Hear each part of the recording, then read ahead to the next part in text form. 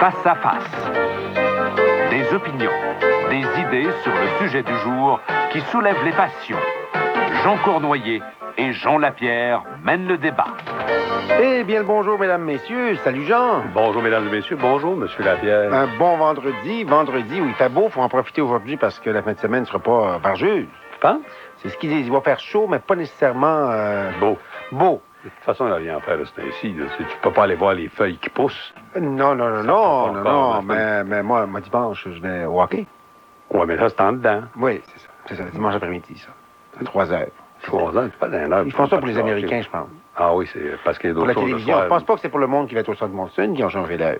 Non, c'est pour les Américains. C'est pour les Américains. Donc, le vendredi, oublie pas que c'est important le vendredi. Oui. Notre concours JMP. Oui, mais avant ça, il faut que je te parle des élections municipales. Tu as commencé un désespoir de patente à gosse, toi, là, quand tu as commencé à parler d'élections de Bromont et de Jean-Robert Desjourdi. Oui, parce qu'on le trouvait bon. Tu as tellement été correct qu'il y a quelqu'un qui t'a appelé pour te dire qu'il y avait aussi des élections à Saint-Sauveur. C'est ça. Là, tu as donné le nom d'un gars. Oui, puis on savait pas l'autre, mais là... Là, j'ai trouvé l'autre, mais je ne l'ai pas trouvé, il m'a trouvé. Ah, bon, mais comment est-ce qu'il s'appelle? On le savait pas. Il s'appelle Georges Filion. C'est un ancien maire. C'est ça, je savais que c'était un ancien maire, mais on ne savait pas comment ça s'appelait. Georges Filion, c'est un ancien maire. Bon, on l'a redit. Ouais, ça, c'est bien, ça. Donc, hier, on ne l'avait pas, là, on l'a. Là, on l'a. Parce que moi, la personne qui m'avait appelé pour me parler de Pierre Lachapelle, c'est ça que je crois. Ton bureau d'avocat, le gars me l'a dit. Oui, c'est un associé qui m'avait parlé de ça. Il dit, tu parles de Bromont, puis tu as oublié de parler de Saint-Sauveur. Ça, je t'en ai parlé. Ben là, on a parlé de Saint-Sauveur 2 fois. Hier, aujourd'hui, Georges Filion se présente à Saint-Sauveur. Contre Pierre Lachapelle qui fait du porte-à-porte, c'est ça? C'est ça. Mais lui, Georges Filion fait du porte-à-porte aussi, puis c'est un ancien maire. De Saint-Sauveur. De Saint-Sauveur. Il s'est retiré il y a 4 ans, mais là, il est revenu parce qu'il trouve que les finances publiques sont très mauvaises. Oh, mon Dieu! Est-ce qu'il est membre de ton regroupement? Il appartient à une patente semblable, semble-t-il, à Saint-Sauveur. Eh bien. Ben, c'est dit. Moi. Voilà. Moi, disons que moi, ça me fait... Ton concours. Mon concours. Ben oui. Les billets pour Jean-Marc Parent. C'est ça. Ça, c'est quoi? C'est le 27 mai? 26 ou 27 mai, en tout cas dans le coin du mois de mai. Oui, et au centre Monson, effectivement, les gens qui nous envoyaient des lettres, aujourd'hui, on a dit que le vendredi, on faisait la lecture et on fait tirer 2 billets. On en a eu 2 la semaine passée, 2 cette semaine, donc il reste 2 autres semaines où les gens peuvent nous écrire, nous envoyer des belles lettres, pourquoi ils aiment Jean-Marc Parent ou pourquoi ils n'aiment pas Jean-Marc Parent, et ils ont des chances de venir avec nous dans la loge au centre Monson, et elle est bien placée. Hein? C'est au niveau 300, juste en face de la scène. Ah. Pour que, Jean, tu puisses apprécier Jean-Marc Parent et que moi, je puisse essayer d'y trouver du talent. Non, mais toi, tu vas y trouver du talent certain parce qu'on ne peut pas avoir tant de spectateurs puis pas avoir du talent. C'est l'enfance pas d'art. Mais moi, vu que c'est un gars qui a l'air d'improviser comme ça, c'est un vrai pro. Mais au fond, ce que je vais faire, moi, je vais aller m'inspirer à l'auditorium de Verdun le 27 avril. C'est ça. Puis après ça, je pourrais comparer ta performance à Verdun avec la performance de Jean-Marc Parent. C'est ça. Mais là... Moi, j'aurais peut-être pas le nombre de personnes que Jean-Marc Parent va avoir au forum, au nouveau forum. Mais on a reçu des belles lettres. Hein? Oui. Bon.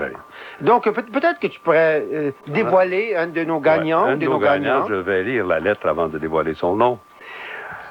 C'est, messieurs, je suis d'avis que c'est dans la simplicité de l'homme lui-même que la majorité des Québécois aiment Jean-Marc Parent.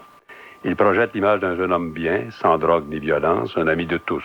Il sait mieux que quiconque illustrer gaiement les situations quotidiennes vécues par la population en général, sans vulgarité et moquerie envers qui que ce soit, sauf lui-même. Il n'a pas de tête de Turc et se tient loin de la politique et lorgne plutôt du côté des réalités à valeur humaine. Occasionnellement, je surprends mon épouse, Lorraine, avec notre fille Geneviève, certains dimanches soirs, à visionner leur JMP, et elle s'amuse bien.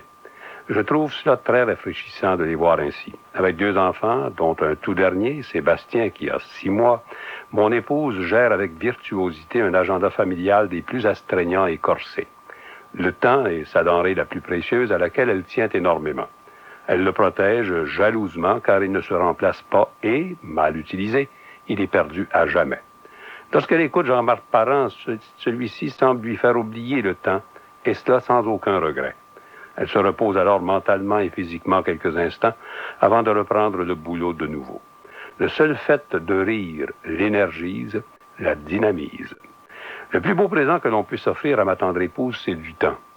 Du temps de qualité qui, une fois épuisé, l'aura été pleinement. Je serais grandement ravi que vous puissiez lui permettre de passer un bout de soirée, s'annonçant fort agréable dans votre compagnie. Les sorties mondaines étant devenues plutôt rares et minutieusement planifiées, je suis convaincu qu'un événement de la sorte, tout à fait imprévu, lui plairait beaucoup. Je trouve génial votre idée de faire partager aux personnes chanceuses l'opportunité d'apprécier le talent québécois. Merci d'avoir pris de ce fameux temps pour me lire et bonne journée à vous deux. Eh, c'est beau! Ouais, c'est fin à part de ça. C'est fin pour ça. Daniel de Montigny, qui est un jeune avocat, j'imagine qu'il est jeune parce qu'il y a un petit 6 mois, mais c'est pas nécessairement un critère. Non, C'est pas un critère. C'est pas. Donc, Mais elle est c'est jeune. C'est Lorraine qui va venir, C'est la ça, pas femme lui. de Daniel de Pas lui. Montigny. On a dit qu'on ne prenait pas de couple. Lui, Non, il n'y a non. pas d'affaire là, c'est lui qui Lui, il faut qu'il garde pour qu'il garde les petits. OK. Donc, Lorraine va venir avec nous. C'est ça. Ah, Lorraine de Montigny va venir avec nous. Ben, c'est formidable. Mais moi, je ne veux pas te relancer, mais j'ai quelque chose d'assez spécial dans les mains ici. C'est une lettre qui dit « Bonjour à vous deux. Moi, mes deux gens, je suis la femme la plus heureuse de la Terre. La raison, ma plus jeune fille âgée de 31 ans m'a fait grand-maman le 28 août d'un beau petit garçon nommé Nathaniel, je crois. Nathaniel. Je suis folle d'amour pour lui. Ça fait 10 ans que je l'attends. C'est mon premier. Je vis sur un nuage depuis août. Alors, j'aimerais tellement faire plaisir à sa maman Marie-France depuis ce superbe cadeau d'amour. Elle aime beaucoup Jean-Marc Parent et si elle gagne, je vais pouvoir garder mon trésor ce soir-là. C'est signé Denise Lesage de Deux-Montagnes. C'est assez beau. C'est cute, Armand. Ah, On en a des belles lettres qu'on a reçues. Fait que là, ça veut dire que Marie-France va pouvoir venir avec nous et Denise Lesage va pouvoir garder le petit à Deux-Montagnes. Tu sais, deux mères de famille, puis Oui, ils ont l'air... mais le plus drôle, ce sont nos deux gagnantes, en fait, les deux personnes qui vont nous accompagner, ont gagné grâce à d'autres personnes qui ont pensé à elles. C'est ça. C'est de toute beauté. C'est l'amitié, l'amour qui est là. Ah, Mais elle, on sent, là, ta grand-mère, là, elle veut se débarrasser de sa fille pour avoir le petit. Mais on va lui donner l'occasion. Ouais, c'est ça. Donc, une pierre deux coups, là. C'est formidable. On rend deux personnes heureuses. Ouais. Eh bien, eh bien. Et donc, on va donner les coordonnées si d'autres voudraient nous accompagner à la loge du groupe Conseil SM le soir c'est le 27 mai, je crois. 27, ouais. C'est le 27 mai, un spectacle de Jean-Marc Parent. Là, j'ai pensé à ça cette semaine. Quelqu'un me contait des histoires sur Jean-Marc Parent, puis c'est des fois qu'il fait des spectacles, puis ça finit plus, là, tu sais, des genres de 5 heures. J'ai pensé à toi. Moi, je vous avertis que je ne resterai pas tout le temps, là, pas parce que je l'aime pas, mais des limites à mon âge, moi. Si c'est un spectacle de 5 heures, genre... Ah non, je ne serai pas là, je parle 5 heures, je vous avertis. Ah, ben tu nous as dit que tu l'aimais, mais tu resteras. Il y a des limites à ce que je peux faire. Ben déjà, de te faire sortir le dimanche soir... C'est déjà, tu as réussi quelque chose que, franchement, là, tu m'as pogné par le détour certain. Je ne me suis pas aperçu comment je me suis fait prendre. Mais là, on va dire aux gens s'il y en a d'autres, parce que là, il nous reste encore 4 places. Parce que on a 8 places, on invite 8 personnes, parce qu'on ne veut pas être trop tassé dans la loge pour qu'on puisse en profiter. Bon, genre, ça, il y a le repas, tu sais. Il faut... Le repas, le limite. vin et tout ça, puis tu sais, il y a le garçon pour faire le service, puis ça, faut... Tu m'as dit que c'était pas du vin au sio à part de ça. Ah non. Moi, du vin au sio, j'aime ça, mais c'est moi qui paye. Non, il est bien choisi, un bon vin, puis tout ça, puis des côtelettes d'agneau. Oui, je te dis. Avec Jean-Marc Parent, il y a des côtelettes d'agneau là. Ben là. Je pensais que c'était des hot dogs. Ah non. Ça, c'est juste après la 3e entracte. Si t'as fini à minuit, 1 heure, je te donnerais un hot dog. Tu fais venir des hot dogs estimés, tu fais venir ça de Montréal pour nous? Non, du forum, mais tu sais, il y a aussi des machines nouvelles. Donc, ceux qui voudraient nous accompagner, parce que vendredi prochain, on va encore faire la lecture de 2 belles lettres, vous écrivez à Lapierre et Cournoyer Incorporé, si vous voulez. CKC. Marquez Jean-Marc Parent sur votre enfant. Oui, parce que là, on est mélangé avec Doris Lucier et tout ça. Là. Ouais. Et d'autres qui viennent. Puis d'autres qui viennent. Donc, CKC, 1411 rue Pile, bureau 300, Montréal, Québec, H3A 3L5. Et si vous voulez nous envoyer un fax, il y a beaucoup de monde qui sert des fax maintenant. Beaucoup, je suis surpris. Non, c'est moi qui est ancien. Oui, ben moi j'en ai un. J'en ai un chez vous? Ah oui. Ah ben, je l'ai pas. Télécopieur, qu'on dit en français, 514-845-4447.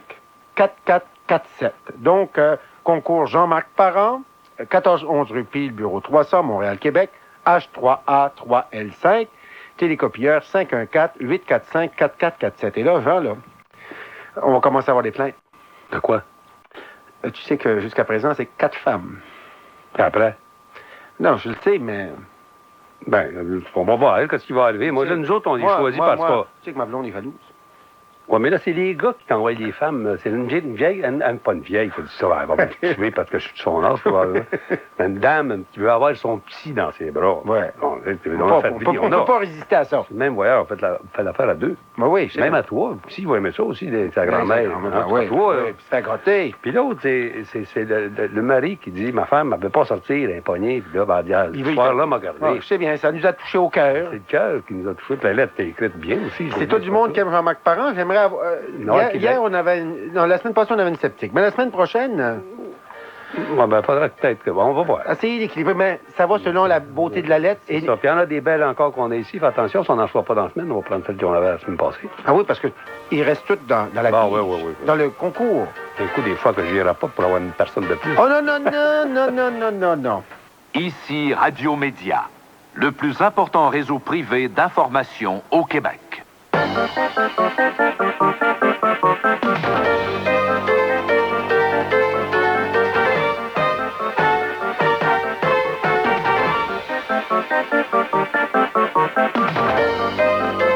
Eh bien, as-tu vu si ça brasse dans le domaine de la télévision et du câble? Ça a brassé depuis un bout de temps, mais là, ça a l'air à vouloir se conclure d'une façon différente que les actionnaires espéraient. Je sais pas, on va voir ça va être intéressant.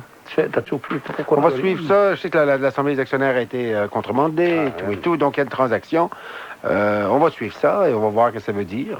L'important, nous, c'est qu'on ne soit pas impliqués pour une fois. Ben, c'était censé y avoir un vote, là. Nous, on devait voter du côté d'actionnaires de CFCF, c'est ça? Non, Cogeco, la compagnie qui détient ça, là. On va voir qu'est-ce que c'est.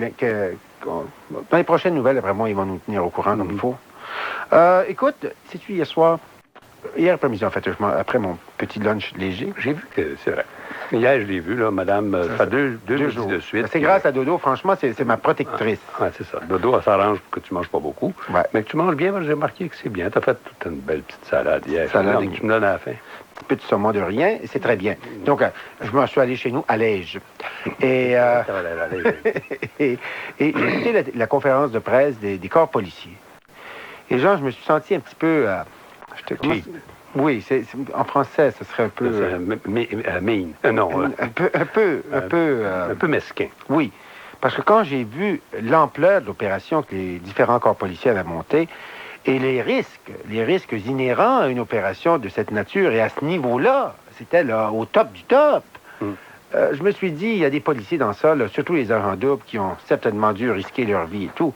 Donc, j'ai pensé que c'était important de rendre hommage aujourd'hui aux différents corps de police parce que c'est une grosse opération qu'ils ont montée. Ça prend des tacticiens, ça prend du monde là, qui sont vraiment dévoués pour le respect de la loi et de l'ordre public.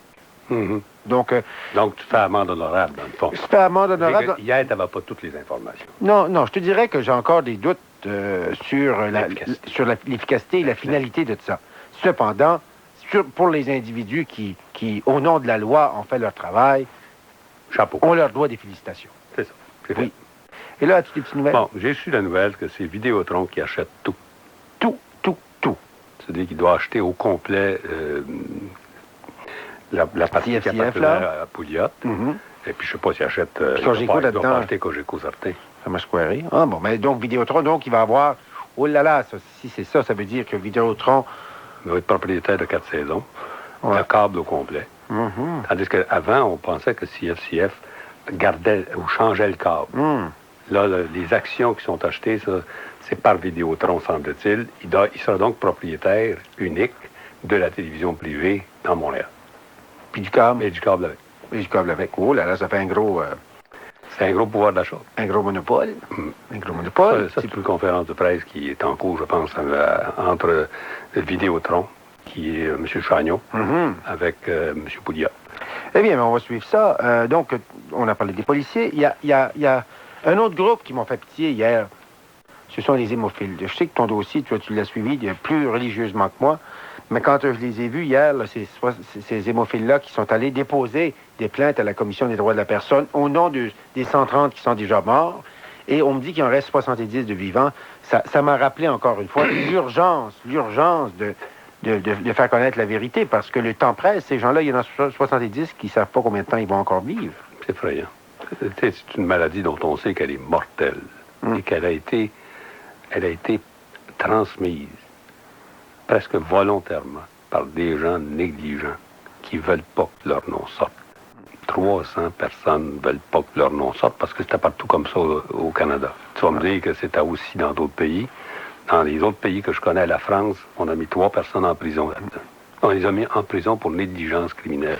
Ouais. Mais ici, on a un système qui se protège. Ben, il se protège tellement que, Jean, j'ai aussi, dans l'après-midi, j'ai fait beaucoup de télévision hier après-midi, j'ai même regardé la période des questions à Québec. Puis là, je me suis dit, peut-être que l'opposition libérale à Québec va avoir suivi le conseil qu'on leur a donné ou trouver où il y avait des munitions.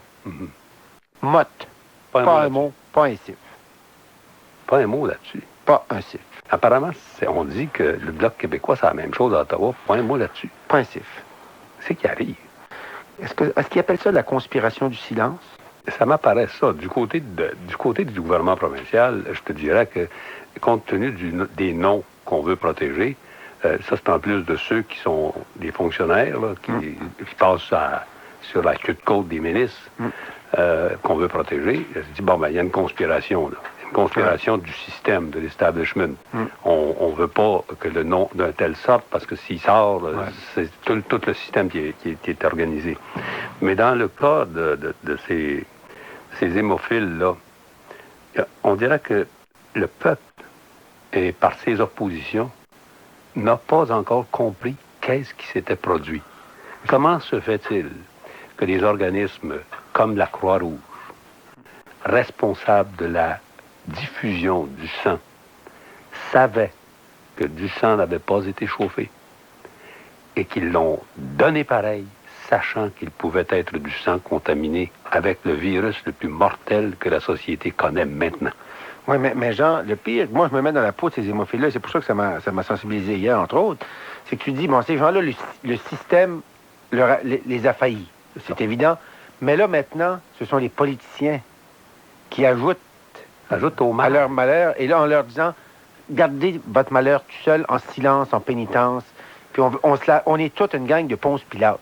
C'est ça. Toute la gang, en commençant par l'association d'hémophilie elle-même. Tu sais, quand tu penses à ça, là, tout le monde, tu sais, quand tu vois, là, je voyais l'histoire du père qui était un hémophile, 3 enfants hémophiles, tout le monde contaminé. Il les a perdus un après l'autre, puis là, c'est son tour, tu sais. Et puis la société leur tourne le dos. Ils sont quand même pas nombreux. Pourquoi, par exemple, le gouvernement canadien, le gouvernement provincial, tout ce beau monde-là n'a pas immédiatement pris les mesures nécessaires pour qu'au moins la fin des jours de ces gens-là soit une fin correcte? Si vous ne voulez pas qu'on nomme votre nom, au moins arrangez-vous pour que ce monde-là soit bien pour... Ils vont mourir pour vrai. À cause de la négligence de certains qui veulent se cacher? C'est 150 000 $ qu'on a payé à l'ancien président de la Croix-Rouge pour qu'il aille témoigner. On ne veut pas que son nom sorte, on ne veut pas que les noms sortent comme étant blâmés là-dedans. On a essayé de se laver des responsabilités que le peuple a données. Mais là, c'est probablement qu'on va acheter du temps pour être certain qu'ils soient tous morts pour qu'on les oublie. Maudite marde. Ouais, ben, après ça, je vais te parler d'une autre institution. La DPJ? La DPJ.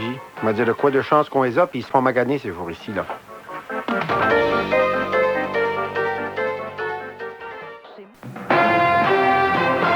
CKC 730, Montréal. Elle serait... remise en liberté. Oui, exactement. Et c'est arrivé dans d'autres cas très, très charriés. Par exemple, je sais que tu as des jeunes qui sont déjà allés se plaindre de la DPJ à Jean-Luc Mongrain, qui en a fait tout un splash, comme de raison. Et malheureusement, tu pouvais vraiment avoir les deux côtés de la médaille. Et souvent, on s'est aperçu que la version des jeunes n'était pas nécessairement la réalité. Puis ces jeunes-là sont encore sur la rue aujourd'hui. Et donc, c'est pas facile de s'occuper de protection de la jeunesse, malgré, envers et souvent contre les parents. Et certains vont dire c'est contre nature. Mais moi, je te dis une chose, je suis très content qu'il y ait une direction de la protection de la jeunesse, parce que les histoires d'horreur que l'on peut entendre, les parents indignes, j'insiste sur le mot, que l'on a dans certains milieux, entre autres, la drogue, c'est une peste contre la responsabilité de certains parents. Il y a la violence familiale. Il y a toutes sortes de problèmes. Il y a des parents qui sont complètement capotés sur le racaski, qui mettent en danger l'intégrité physique de leurs enfants. Et maintenant, il y a une plus grande sensibilité dans la population. Avant ça, si quelqu'un battait son enfant, puis tout ça, le monde disait, ben là, on ne dira pas comment élever ses enfants. Aujourd'hui, les gens pognent le téléphone, puis ils appellent, puis ils font une plainte à la DPJ. Et de plus en plus, je pense qu'on a des relations plus civilisées et il y a des enfants qui sont protégés contre leurs parents grâce à la population en premier, mais second, à l'existence de la DPJ. Et donc, moi, aujourd'hui, je vais te faire, Jean, un plaidoyer en faveur d'une direction de la protection de la jeunesse, en faveur des spécialistes qui s'occupent du bien de l'enfant sans être biaisés, sans être protecteurs dans le sens que les parents prétendent qu'ils font bien ça, et quand on sait que n'importe quel homme raisonnable ou femme raisonnable s'aperçoit que ces enfants-là sont martyrisés, eh bien, je ne parle pas du cas en particulier, je ne connais pas les faits. On connaît juste un côté de la médaille, puis c'est ça que j'aime pas. Sauf que ce que je te dis, j'ai confiance à la DPJ, j'ai confiance dans une institution comme ça, et j'ai perdu confiance dans le rôle traditionnel des parents. Il y a des parents qui ne devraient pas avoir d'enfants, qui ne sont pas faits pour élever les enfants et qui sont des purs irresponsables. Malheureusement, la nature leur a donné quelque chose qui pourrait faire des petits pareils. Mais est-ce que ça ne sera pas plus... je n'irai pas plus loin que ça, mais normalement, si tu accuses des parents de ne pas être dignes d'élever leurs enfants, il faudra peut-être que tu les castres pour qu'ils n'en fassent pas d'enfants. L'intégrité de la personne physique. OK, ça, c'est ta charte, encore une fois. Oui. Sauf que le bon Dieu a arrangé les choses, que ce soit les parents qui sont responsables de leurs enfants, puis d'une façon générale, dans notre province puis dans le pays, c'est encore les parents qui sont responsables de leurs enfants. Le mot responsabilité implique nécessairement l'exercice d'un certain nombre de droits qui ont été limités, comme par exemple le droit à la correction.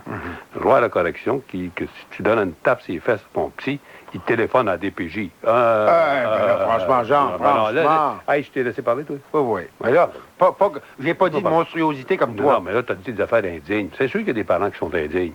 Mais c'est tous les parents qui sont assujettis à la DPJ, pas rien que ceux qui sont indignes.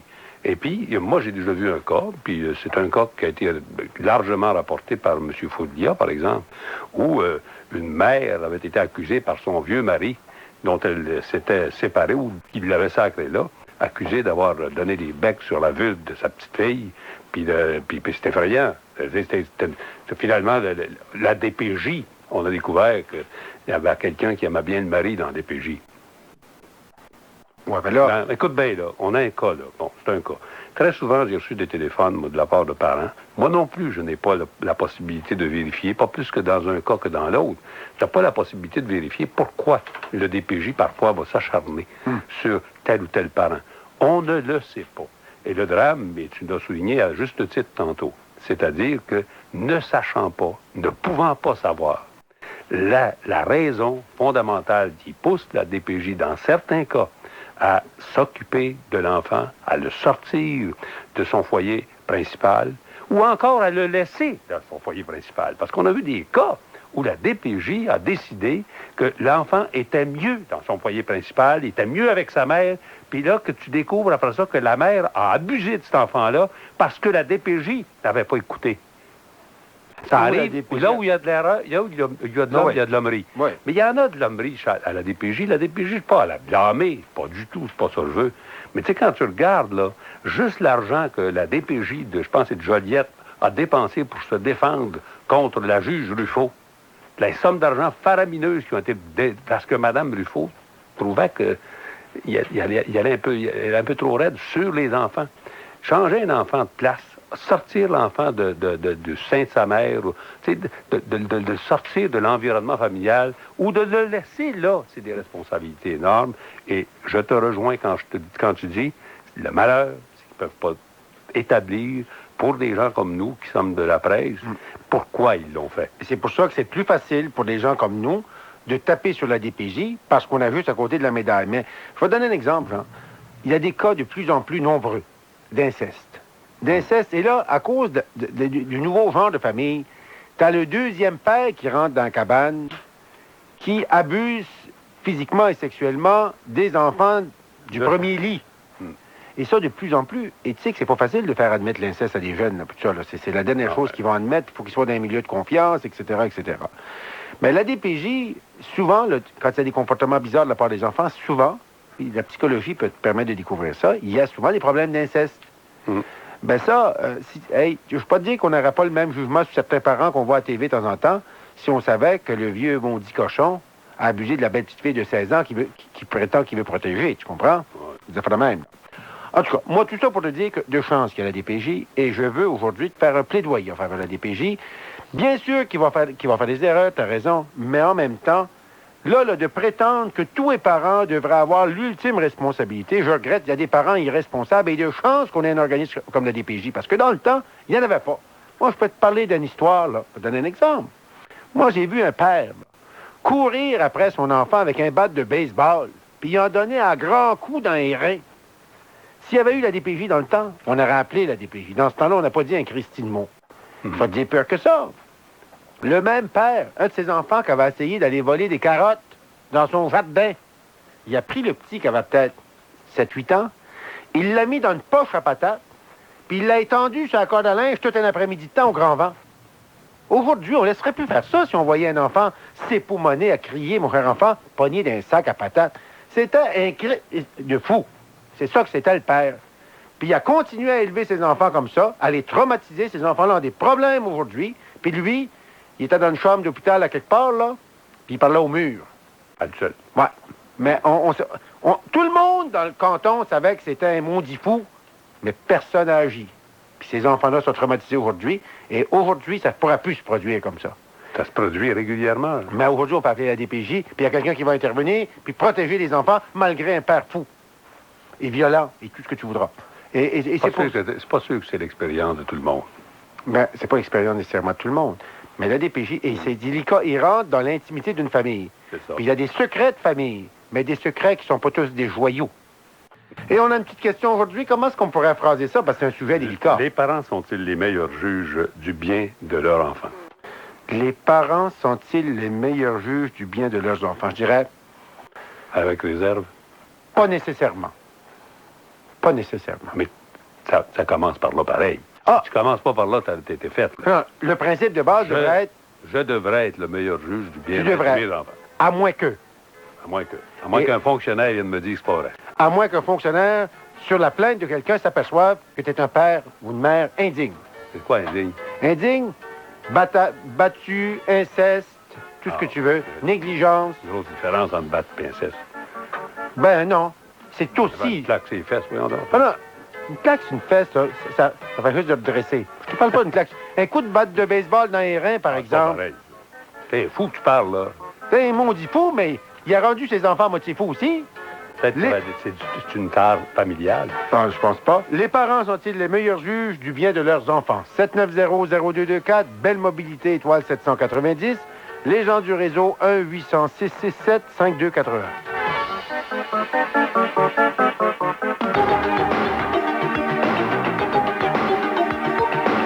Actualité santé avec Daniel Rainville.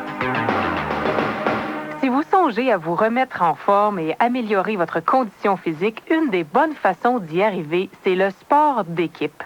En plus de l'exercice physique qu'il fournit, le sport d'équipe représente une belle occasion de se créer un nouveau réseau d'amis et de partager en groupe un enthousiasme émotionnel très sain, et ce, quel que soit le résultat d'une partie. D'ailleurs, le principe d'avoir des coéquipiers ou coéquipières est reconnu chez les experts en conditionnement physique. Pour maintenir l'enthousiasme dans leur cours, ils recommandent aux gens de faire du conditionnement avec un ou une amie, une personne avec qui il sera possible de s'entraîner régulièrement. À ce compte-là, même le jogging peut être considéré comme un sport d'équipe s'il se fait à 2 ou à 3. Quant à choisir le sport d'équipe à pratiquer, ça dépend de vous. Sachez que les plus à la mode sont la balle molle, le soccer, le volley-ball, les quilles, le basketball et les randonnées en vélo. Selon votre âge, votre niveau de forme actuel et vos goûts personnels, vous trouverez sûrement un sport d'équipe qui vous convienne. Au fond, c'est simple, il suffit de vérifier auprès du service des sports et loisirs de votre municipalité ou des associations sportives régionales et vous verrez, vous serez en bien meilleure forme et vous vous amuserez avec vos nouveaux amis. C'était Actualité santé avec Daniel Rainville. CKAC 730. Manchette.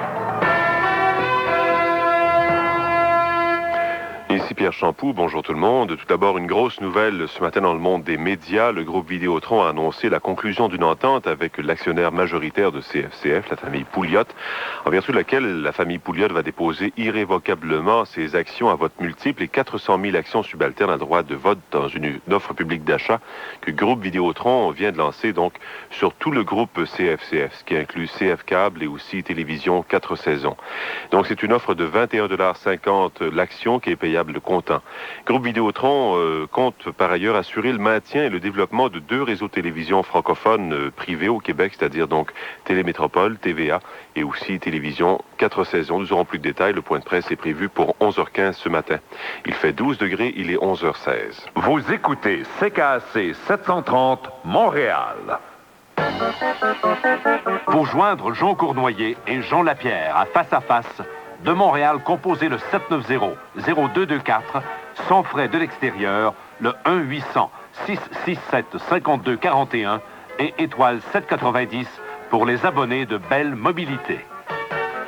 Les parents sont-ils les meilleurs juges du bien de leurs enfants? On va commencer immédiatement à Val-d'Or avec M. Claude. Claude, bonjour. Bonjour, M. Lapierre. Bonjour, M. Cournoyer. Oui. La question est bien placée parce que, avec ce qui est arrivé la semaine passée, je regardais la petite fille de 9 ans qui est morte d'un accident d'avion aux États-Unis.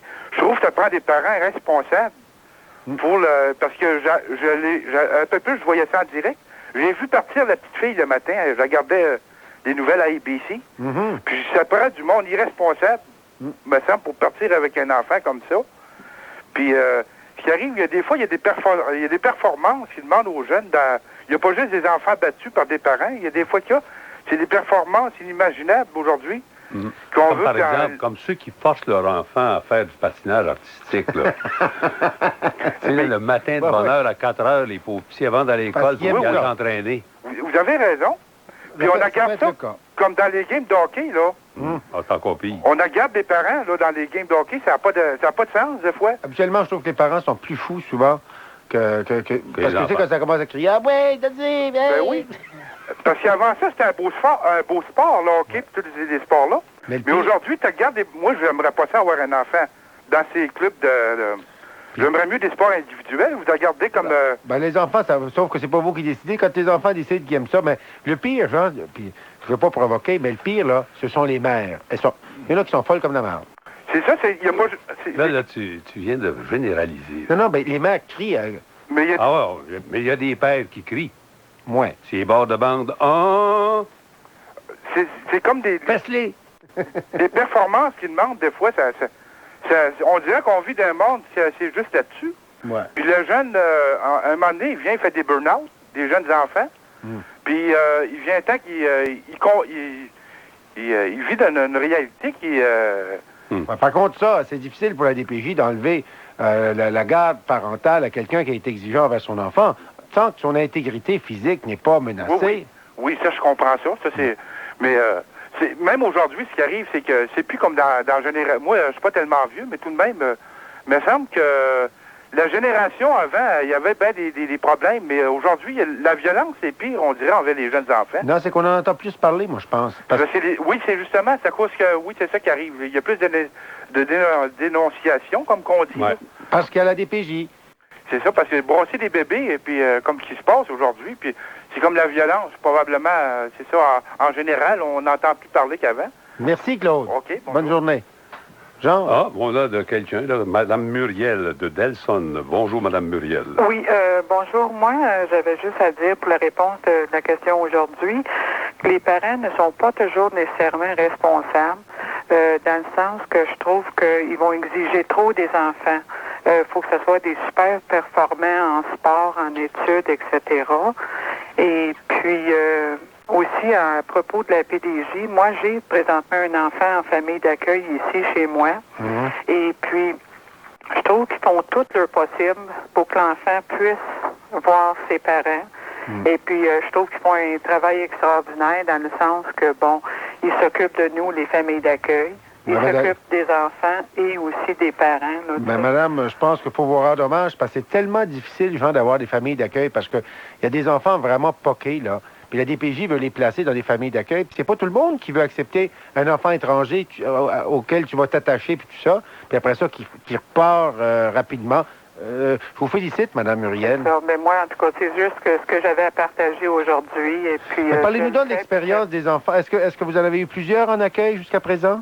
Moi, j'en ai seulement un enfant, mais j'ai 2 filles. Mais j'ai aussi un enfant en famille d'accueil, mais je ne dis pas que ce sera mon seul. Là, on l'aime beaucoup. Et puis, ce qui est bon pour les miens, c'est bon pour lui. Et puis... Est-ce que c'était une histoire triste ou vous pensez que la DPJ a eu raison de faire son... Oh, absolument, absolument, parce que c'est un enfant qui avait beaucoup de problèmes d'apprentissage, puis tout ça. Et puis là, avec la patience et un peu de temps, il améliore beaucoup. Et puis ça se voit même à l'école, tout ça. Et beaucoup d'amour. Oui. Alors, moi, je lève mon chapeau à ces gens-là de la PDG, parce que je trouve qu'ils font un travail extraordinaire dans tout ce qu'ils doivent s'occuper, non seulement des familles d'accueil, ils s'occupent aussi, comme je vous disais tantôt, des parents et aussi de l'enfant. Comment tu te sens avec la famille? Comment tu te sens quand tu vois maman? Comment tu te sens quand tu vois papa? Parce que bien souvent, ces couples-là sont déjà séparés. Et puis, ils ont d'autres conjoints. Alors, c'est toujours aussi comment l'enfant se sent là-dedans. Ce qui est bien quand il va chez maman, ce qui est bien quand il va chez papa. Ils s'occupent vraiment de l'intérêt de l'enfant. Oui, c'est ce que je trouve aussi. Alors, c'est tout. Je ne veux pas occuper les lignes. Bravo à vous aussi, Muriel. Merci. Bonne journée. Bonne journée. On va maintenant à Montréal parler à M. Yvon. M. Yvon. Bonjour, messieurs. Bonjour. Je suis un enfant du service social. Je dis ça parce que quand j'avais 2 ans, ça remonte dans les années 60. Là. À l'époque, il n'y en avait pas de DPJ. Et moi, j'étais sorti de ma famille parce que j'ai été un enfant battu. Je vous épargne les détails, là. Je ne sais pas si ça aurait été mieux s'il y avait eu une DPJ maintenant, parce que dans les familles d'accueil, moi, j'ai vu de tout, là. Ouais. J'ai vu des enfants qui avaient été maltraités comme moi. J'en ai vu d'autres où ça me semblait pas mal moins évident. Sauf que je dirais que je suis plus de l'opinion de M. Lapierre. Là. Je pense que la DPJ peut être utile. Idéalement, ça devrait être les parents qui sont responsables, mais ça, c'est dans un monde idéal qui n'existe pas. Ouais. Je ne sais pas si si vous pouvez le faire ou si vous voulez le faire, mais juste nous raconter un peu comment vous êtes arrivé, vous, et quelles étaient les causes profondes de la séparation, finalement, de vos parents? Bon, c'est un peu compliqué. J'ai pas vraiment toutes les informations. Je peux vous dire que c'est... C'est trop jeune dans ce temps-là, quoi? Non, c'est-à-dire que c'est une histoire de famille et j'ai jamais vraiment pu aller au fond de cette histoire-là, mais ce que j'ai l'impression... Moi, je suis né avec un handicap visuel et je pense que ma mère, c'était quelque chose qu'elle a pas pu accepter. Et alors, elle a... et c'était facile, je pouvais jamais savoir d'où les coups viendraient, naturellement, là. Et je pense que ça a été quelque chose qui l'a déstabilisé, et mon père était pas vraiment responsable non plus. C'était un homme qui assumait pas vraiment ses responsabilités, à mon avis. Alors, dans ce contexte-là... Vous vous êtes retrouvé en famille d'accueil. Oui, éventuellement, c'est ça. Ça a été ma famille qui a pris le dessus, là, mes grands-parents, mes tantes, qui m'ont gardé. Mais à un moment donné, ça allait pas parce qu'il fallait bien que je retourne chez maman puis papa. Puis à l'âge de 2 ans, à l'âge de 4 ans, il y a eu une voisine qui a fait une plainte parce que là, vraiment, ma mère j'étais allé trop loin au goût de la voisine. Mais à l'époque, c'était très difficile là, d'intervenir. Ah oui, dans les familles, puis tout ça, parce que c'était des secrets de famille. C'est ça. Il n'y avait pas non plus l'infrastructure légale là, qui existe maintenant. Mais je pense que la DPJ peut être utile. Ça ne veut pas dire qu'il n'y a pas d'abus. Des fois, ça va des deux côtés, ça, cette histoire-là. Merci beaucoup, Yvon. Bonne chance, Yvon. Merci infiniment. On va parler, tiens, M. Pierre de Montréal. M. Pierre. Oui, bonjour. Bonjour. Alors, en réponse à votre question, je pense que la DPJ, c'est un organisme absolument essentiel. Il y a des cas, puis j'en ai été témoin, un peu comme tout le monde, là. Il y a des cas où est-ce que les enfants doivent absolument sortir de chez leurs parents. Mais une chose que je pense qui peut être mentionnée aussi, c'est que si l'enfant est vraiment dû pour sortir de chez les parents, là, les parents, eux, sont absolument dus pour aller en thérapie. Des gens normaux ne pourront jamais soit incestuer leur enfant, soit les battre à un point exagéré, parce que comme M. Lapierre disait tantôt, une claque ses fesses, là, ça peut redresser, ça. Mais quand c'est rendu une volée, là, ben là, c'est plus pareil, là.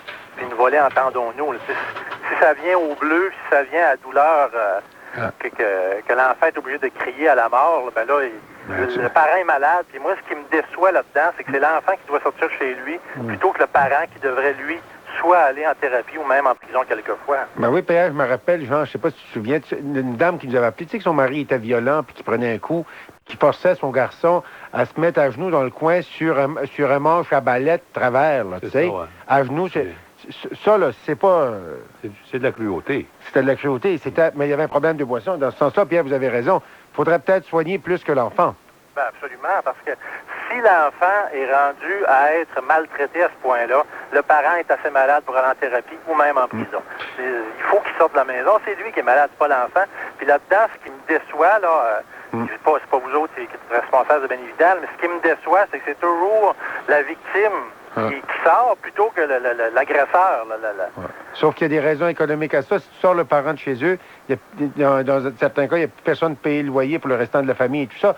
C'est pour ça que souvent, ça doit être un choix très dur à faire. Quand tu es responsable là, de dossiers d'enfants, puis moi, je connais des gens qui sont responsables de ce genre de dossier-là, les choix sont difficiles à faire. Si, par exemple, tu enlèves quelqu'un de la maison ou tu fais arrêter le père, là, tout le reste se ramasse sur le BS. Si tu as une mère, par exemple, qui est droguée au bout et tout ça, là, dans quelles circonstances? Est-ce que tu aides la famille, tu aides pas la famille? Il y a toujours des cas de conscience sur chacun de leurs cas. Ben, ce que vous dites est absolument réaliste, là, mais tel que l'évolution se fait dans le monde, reculons 30 ans en arrière, puis regardons aujourd'hui, il y a quand même une grande évolution au point de vue de la société. Ah oui. Puis dans 30 ans, là, je suis absolument certain que, par exemple, les gens qui vont se faire soigner sur l'assurance maladie pour des folies, là, ça va s'effacer tranquillement, ça, puis que des cas graves comme ceux-là vont passer en priorité. Alors que présentement, ceux-là passent en second, puis celui qui est coupure sur le doigt, lui, il peut aller faire dépenser des centaines de dollars à la société. Exactement. Qui n'a pas d'affaires à faire dépenser.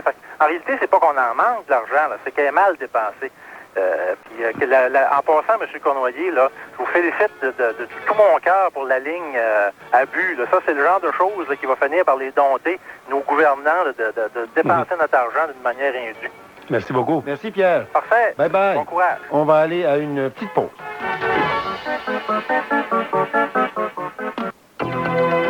CKC 730 Montréal.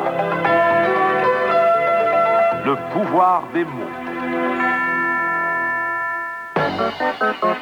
Pour joindre Jean Cournoyer et Jean Lapierre à Face, de Montréal, composez le 790-0224, sans frais de l'extérieur, le 1-800-667-5241 et étoile 790 pour les abonnés de Belle Mobilité. Les parents sont-ils les meilleurs juges du bien de leurs enfants? Madame Marie de Saint-Lambert, bonjour. Bonjour, mes deux beaux jeunes hommes. Mon doux, c'est donc gentil de faire dire ça le matin. Il faut que je sois de bonne humeur parce que c'est un sujet qui me tient tellement à cœur et qui me choque tellement. Ah oui? Que je dis que les parents ne sont pas aptes du bien de leurs enfants.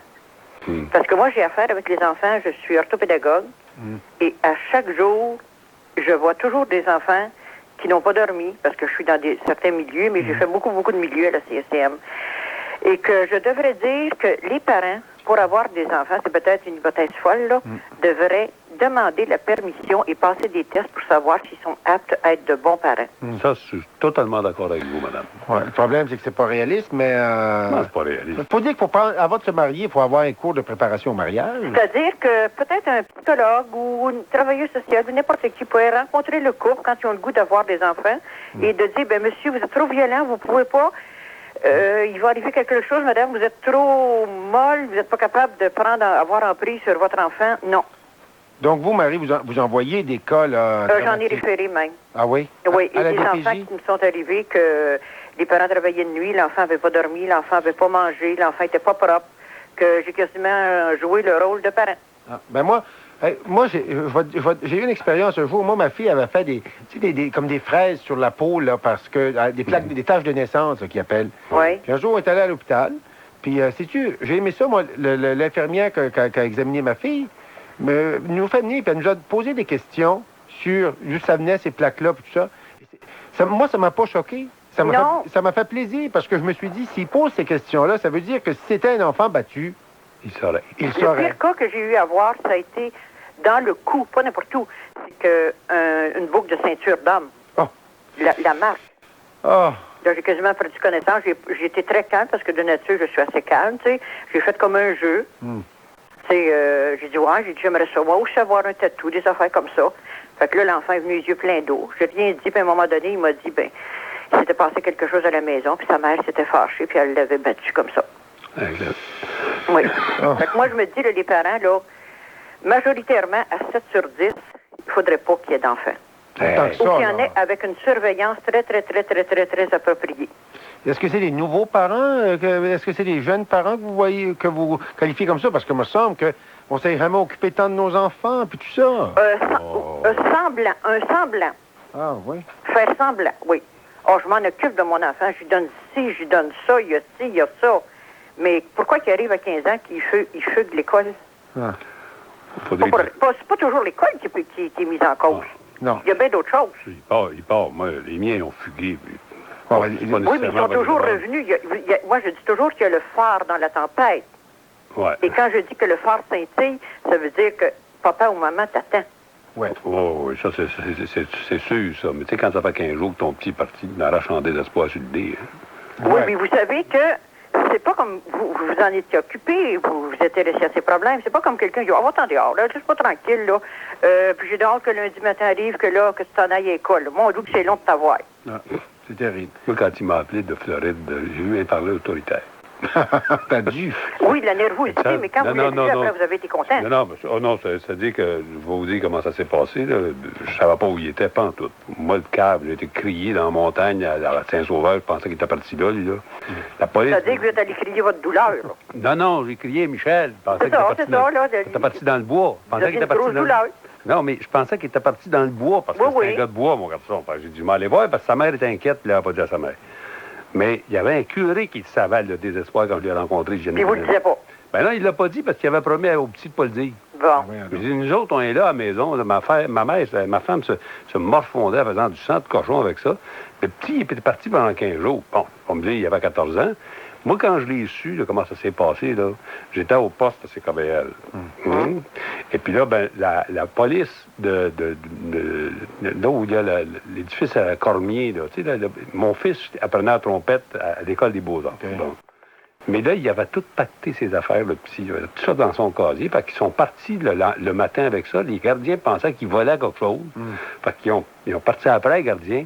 Là, il y a eux autres qui ont eu peur. Ils ont laissé le sac sur l'escalier, puis ils sont sacrés le camp. Là, dans le sac, il y avait même son portefeuille. Vous voyez, t'es pas en désespoir. Il y avait son portefeuille dans le sac, puis des couteaux à cran d'arrêt. Bon, là, le gardien m'appelle, me demande ça. Là, j'apprends que mon fils est vraiment parti. Le soir, si tu fais, là, t'as frette au mois d'octobre, ça? Non, c'est ça, au mois d'octobre. Hey, il faisait frette, on gelait. Ma femme me disait, il va geler le petit. Il avait couché en dessous sur le chemin de fer qui va vers les États-Unis, passe à Longueuil, sous un viaduc, il va passer la nuit là. Il a rappelé 15 jours après. Mais est-ce qu'il vous a dit pourquoi il avait fait ça? Il avait décidé, eux autres, qu'il n'avait plus besoin d'aller à l'école. Puis il avait écrit une belle lettre à sa mère, on l'a retrouvé. C'est ça. Ça, moi, dans ce temps-là, quand c'est des fugues de même, moi, j'appelle ça une fugue intellectuelle. On veut connaître si ailleurs est meilleur. Oui, mais quand la fugue est intellectuelle, puis la mère qui se fait du sang de cochon à la maison, t'as beau être intellectuel... Oui, mais lui, il n'a pas pensé à ça. J'ai dit, un enfant, c'est égoïste, hein? Ils ont pensé... Le problème, c'est quand il a appelé, c'est moi qui ai répondu. Oh, oui. Moi, j'ai réussi ça. Je ne savais pas que c'était lui qui téléphonait. Moi, c'était un dimanche après-midi. Il dit, Père... Oh, j'ai dit, salut. T'as dû prendre ta grosse... le cœur il dit, salut. Il dit, quand est-ce que tu t'en reviens? Il dit, on va commencer par aller ramasser de l'argent, on va aller travailler ramasser des oranges. J'ai dit, tu t'en viens après-midi. Il dit, j'ai pas d'argent, père. J'ai dit, tu vas en avoir de l'argent. J'ai dit, va-t'en à l'aéroport, pour me t'en enlever ça. Il dit, père, comment je me fais me rendre à l'aéroport? T'es rendu à Daytona, des espoirs, tu es capable de te rendre à l'aéroport. Mais quand tu es arrivé chez vous, qu'est-ce que vous avez fait, là? Là, j'ai dit, mon garçon, tu vas écrire tout ce que tu as vécu comme expérience pour que je donne ça à ta fille quand t'en auras une ou à ton garçon quand t'en auras une. Excellent. Tu vas faire tout écrire ça, là. T'es un bon psychologue. Je suis très psychologue.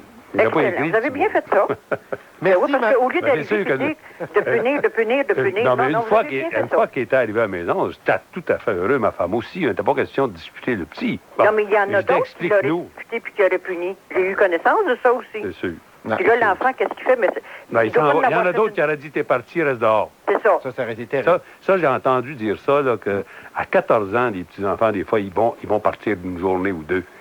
Les pères, ils disent, dehors, je veux plus te voir. De toute façon, ils les envoient, eux autres même, dehors. À 14 Oui, ans. c'est ça que j'en reviens pas. À 14 ans, à 13 ans, ça traîne dehors. C'est ça que je vous dis, pour terminer ma petite intervention, là, parce que j'aime bien ça parler avec vous autres, toute la journée, je l'apprends tellement, que faudrait que le parent passe des tests. C'est pas utopique, ça. Non. Ben, merci raison. beaucoup, Mme Marie. Bon, merci, puis bonne journée à vous Bonne deux. journée. Au revoir. On va aller parler un petit peu à Marco de Blainville. Oui, salut. Oui, bonjour. Ça va bien? Oui. Moi, j'ai des petits points, mais spécifiques. Ma mère, on était foyer d'accueil. Mhm. On était déjà 4 enfants. Mm. Puis, jusqu'à aujourd'hui, on a un enfant qu'on a adopté. Ah oui? Oui, on lui a naissance. Puis aujourd'hui, ça a pris peut-être 17 ans avant que ça soit réglé. Mm. Puis, avec tout ça, on a gardé 3 ou 4 de plus. On était toujours 6, 7 dans la maison. Eh, monsieur. Vous avez dû en apprendre des vertes et des pommures, vous? Oui, mais on parlait avec eux autres, hein, puis moi, je me disais, on était déjà 4 enfants de ma mère, tu sais, vraiment de sang, là, puis les autres, ça venait toutes de familles d'accueil, puis là, au début, c'était dur à accepter. Quand ma petite sœur, j'appelle ma petite sœur aujourd'hui, là, elle a 21 ans, mais c'était vraiment à 17 ans que ça faut passer en cours, puis il faut adopter, mais les travailleurs sociaux, ça, ils ont fait une bonne vrache parce que à la naissance, ils ont tous vécu ça avec elle, ils ont dit, t'as eu tes vrais parents, parce qu'ils l'ont pas vu, parce que c'est depuis la naissance. Ben, merci beaucoup, Marco. C'est une belle histoire, ça. Eh bien, on va aller aux nouvelles encore une fois. J'espère qu'on a encore des nouvelles.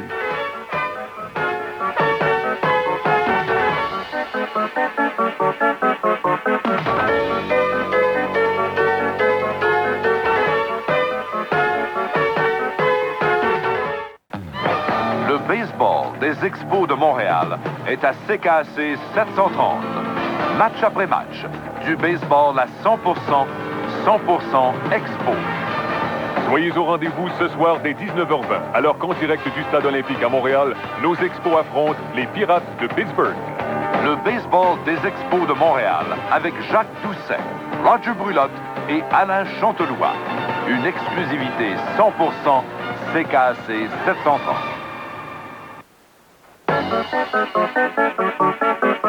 Pour joindre Jean Cournoyer et Jean Lapierre à Face, de Montréal, composez le 790-0224, sans frais de l'extérieur, le 1-800-667-5241 et étoile 790 pour les abonnés de Belle Mobilité. Les parents sont-ils les meilleurs juges du bien de leurs enfants? Monsieur Aimé de Bois-des-Filions, bonjour. Bonjour, messieurs. Je vous remercie. Je voudrais mettre en lumière le merveilleux travail des policiers du département police-jeunesse. Ah oui? C'est pourquoi je m'en vais vous relater un incident qui s'est passé dans les années 1966. J'œuvrais à ce moment-là au bureau de police-jeunesse. C'était un vieux bureau là, situé au coin des rues Craig et de la rue Cartier. Il y avait une quinzaine de policiers qui travaillaient à ce bureau-là. Or, les enquêteurs du département de la Cour du bien-être social avaient fait enquête dans une certaine maison située à Rivière-des-Prairies. À Rivière-des-Prairies, à ce moment-là, il y avait des champs cultivables. Or, à la suite de la démarche infructueuse des officiers du bureau de la Cour du bien-être social, le capitaine Russell Trépanier de notre bureau nous avait demandé de faire enquête. Nous nous sommes rendus, mon confrère et moi, à une reprise. Naturellement, ce fut une visite qui s'est avérée infructueuse. Mais mon confrère et moi demeurions quand même assez sceptiques. Les enfants avaient l'air terrorisés. C'est pourquoi, le lendemain, à la demande du capitaine Russell de Trépanier, nous avons décidé, vers 4h30, de nous rencontrer et d'aller faire une visite surprise à ce moment-là. Nous avons, mes chers messieurs, trouvé les enfants. Elle gardait 5 enfants, entre l'âge de 7 et 4 ans. Ces enfants-là, c'était au mois d'octobre, travaillaient à 5 heures le matin dans les champs. Imaginez-vous, les enfants étaient à moitié vêtus, les enfants étaient complètement gelés. Au mois d'octobre? Au mois d'octobre. Imaginez-vous, là, la surprise que nous avons eue, mais ce ne fut pas une grande surprise parce que nous nous doutions un peu. Les enfants furent immédiatement retirés de cet endroit-là. Et par la suite, devant le juge Lavallée, naturellement, les preuves ne furent pas suffisantes pour accuser les parents. C'était disons, un abus d'autorité et un abus de cruauté. Néanmoins, les enfants furent retirés pour toujours de cette maison-là et placés dans d'autres foyers nourriciers.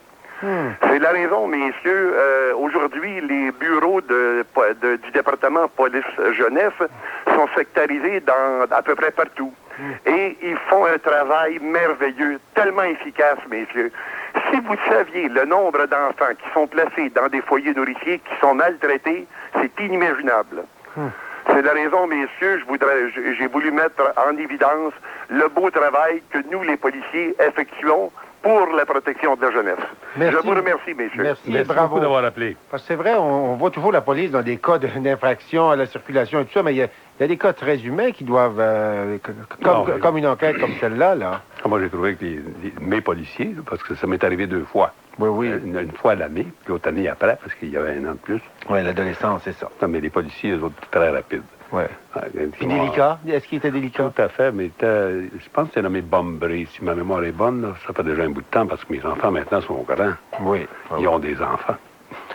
Fait qu'ils vont peut-être avoir le même... Quand mon moineau, ma petite fille, t'es aussi bien de faire attention. Elle dit pas trop fort, parce que tu vas voir, tu vas y goûter son vie. On va parler à Mme Lise de la Rive-Sud. Mme Lise. Oui, bonjour. Bonjour, madame. Bon, bien, écoutez, je reconnais que la DPJ peut avoir peut-être une grande aide pour certains enfants, et ça, je ne peux pas le nier. Mais j'aimerais que vous fassiez juge un peu de la situation qui se passe ici chez nous. J'ai une enfant, une adolescente, il y a quelque temps, donc elle avait 12 ans et demi, du jour au lendemain. C'est-à-dire, pour être plus précis, elle a commencé au secondaire. En moins de 15 jours, un jour, elle est arrivée sans qu'il y ait un conflit avec elle. Elle a demandé d'aller en famille d'accueil. On a essayé de la raisonner, on a essayé de comprendre pourquoi. Bon, on n'a jamais pu savoir la raison.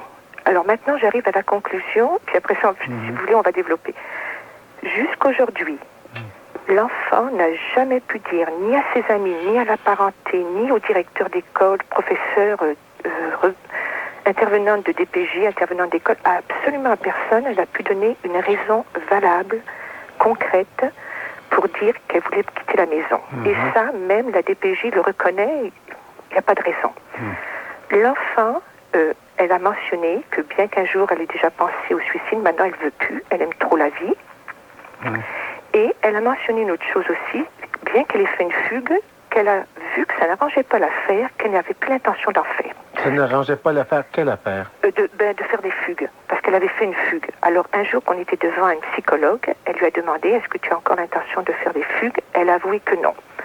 Donc, avec tous ces éléments-là, elle a dû aller quand même en famille d'accueil, parce que la journée qu'elle a fait une fugue, sans aucune raison, on n'a pas encore su pourquoi elle l'a fait, on n'a pas pu encore déterminer, elle était en pleine... Dites pas que c'est sans aucune raison, vous ne connaissez pas la raison, mais... Oui, voilà, on la connaissait pas, on a essayé de savoir, c'est pour ça que nous-mêmes, on avait fait des démarches pour que l'enfant puisse voir un psychologue, même avant sa fugue. On voyait bien qu'il y a quelque chose qui n'allait pas. On voulait qu'elle se confie à un psychologue. Ça a été une expérience dramatique pour ça. Toujours est-il qu'aujourd'hui, pour en arriver, l'enfant, on nous l'a retiré pour 1 an. Quel âge a-t-elle? Maintenant, elle a 14 ans. On vous l'a retiré pour 1 an. Sous quel prétexte? Justement, c'est ça qu'on essaie de chercher. Soi-disant qu'elle peut être un danger pour elle pour faire de mauvaises fréquentations pour arriver à ses fins. Alors voilà ce qui se passe, c'est que effectivement l'enfant, elle se met en crise, c'est ce qu'ils disent, ils ont raison, elle se met en crise, mais lorsqu'un jour, elle avait fait du stop avec un gars, que l'intervenante avait été mise au courant, et plus les crises qu'elle faisait à la maison, que les intervenantes au téléphone ont entendu, ils lui ont fait comprendre qu'elle risquait le centre d'accueil, plutôt que que la famille d'accueil. La journée même, c'est même pas le lendemain, l'enfant a modifié complètement son comportement. Mais vous dites l'enfant, est-ce que c'est votre enfant? Oui, c'est mon enfant. Vous l'appelez l'enfant? Oui, je vais vous dire pourquoi. C'est parce que si je la nomme, non, je ne voudrais pas que ça lui fasse du tort. On essaie de l'aider, on ne veut pas l'enterrer. D'accord. Alors c'est pour ça, excusez-moi. Autrement, je trouvais ça un peu drôle. Pardon? On ne comprenait pas, mais c'est là on comprend. Oui, oui, voilà. Toujours est-il que elle a fait, elle avait fait donc la fugue. On a essayé de savoir pourquoi. On n'a jamais pu le savoir.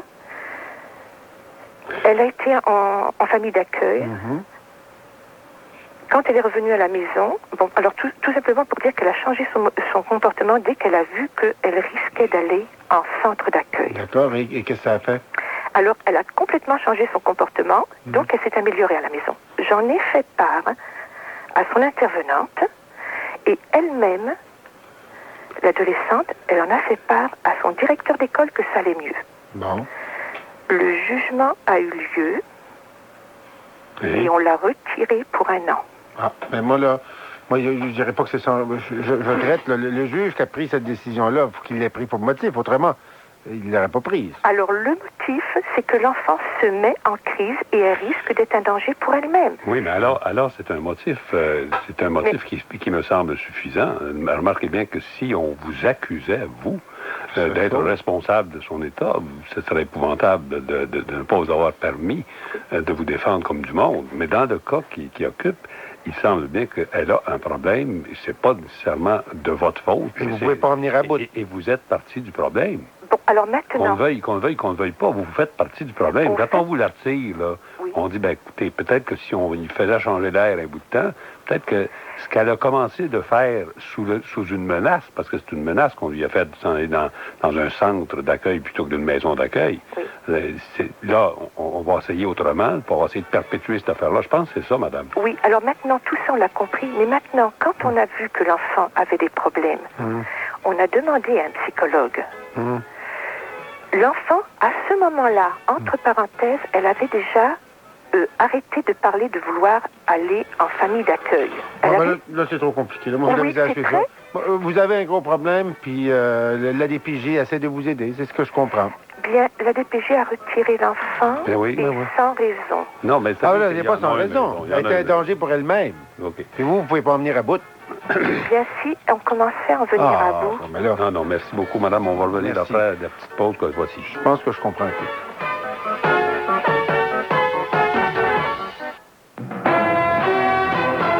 CKC 730, Montréal.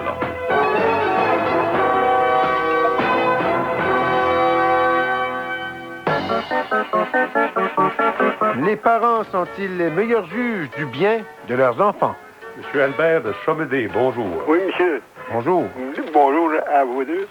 Moi, je vous félicite de votre programme. Moi, j'en ai élevé 9. J'ai élevé 4 gars, 5 filles. J'ai été assez sévère. Aujourd'hui, je ne regrette pas. J'ai pas fait des bombes avec les autres. J'ai fait des bonnes filles avec les autres. Puis je suis très content de mes enfants. Mon premier, je me rappelle une fois, j'avais dit, oublie pas, à 9h, je vais te voir ici. Le soir, dans ce temps-là, on y faisait rentrer à 9h. Puis, je faisais 3-4 fois, je disais, à 9h, je vais te voir ici. Oui, pas. Mais il a retrouvé un petit peu plus tard. Une bonne fois, il me retourne ici, il était à 11h le soir. Là, je l'attendais, j'étais affilé. En ouvrant la porte. Je sors. Il n'a pas eu le temps de rien dire, monsieur, je lui donne de la caillette. Il dit, Père, je viens d'aller travailler avec ton frère au coin pharmacie. Je l'ai regretté, frère, il était trop tard. T'es parti. Voyez-vous? Tant que monsieur parlait des habitants dans le champ, je me rappelle qu'on allait au marché Jean-Talon, puis il y avait un habitant qui venait avec une grosse voiture avec 2 chevaux à pied après ça. Puis il ramassait tous les enfants qui se rendaient là à 7 h le matin au marché Jean-Talon, puis il nous amenait à travailler dans le champ pour une pièce par jour. Ça, c'était ambitionné aussi, ses enfants. Oui. Hein? Mais pensez-vous que la DPJ a une raison d'exister? Oui, parce qu'il y a des parents, franchement. Mais je me rappelle une fois que j'avais arrivé à la maison, mon plus vieux, il s'était poigné avec ma fille, ma plus vieille. Puis ma soeur restait en haut. Ils ont dit, tant qu'elle était partie là, les deux mouches en bas, là. Ils sont poignés tous les deux, là. Puis la jambe, la chicane t'a pris tous les deux, puis ton gars, il a fait cette affaire, puis ça, il jouait. Quand je suis arrivé à la maison, j'ai sorti ma ceinture. Puis je lui ai donné une rince à mon gars. C'était fini, mais c'est jamais recommencé. Jamais. Aujourd'hui, les enfants ne sont pas assez élevés. Savez-vous, c'est ça? Ouais. Regardez tout l'argent que les parents gaspillent pour les joueurs comme les joueurs de hockey, comme vous dites, là. Mais mon plus vieux, je dis, s'occupe de ça des enfants, là, pour les choses. Il n'est pas rough comme vous. Non, c'est le contraire. Il n'y en a pas un qui est rough. Puis même, ils ont tous des bonnes jobs. J'en ai deux qui travaillent à Canada, qui travaillent comme chose scolaire. Ils ont tous des belles jobs, puis j'ai jamais eu peur de mes enfants, puis des gars honnêtes. Merci beaucoup, M. Albert.